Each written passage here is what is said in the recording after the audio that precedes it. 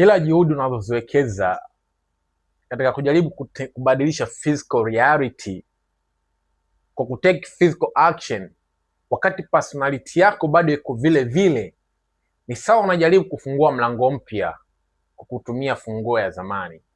Utawekeza juhudi nyingi sana, lakini matokeo unayokuta nayo hayatotofautiana na yale ulikuwa unapata siku zote, kwa sababu physical action na physical reality hii ni affect. Naomba mnielewe vizuri hapa. Physical action na physical reality hii ni affect mental na spiritual plane, ambayo ndio personality yako. Hii ndio cause. Kwa hiyo ili ubadili physical reality kwa take physical action, inabidi mabadiliko yaanze kwenye mental na spiritual plane, kwa kuwa na ufahamu kinachoendelea kila nyakati katika maeneo hayo. Wewe mwanadamu ni multi dimensional being.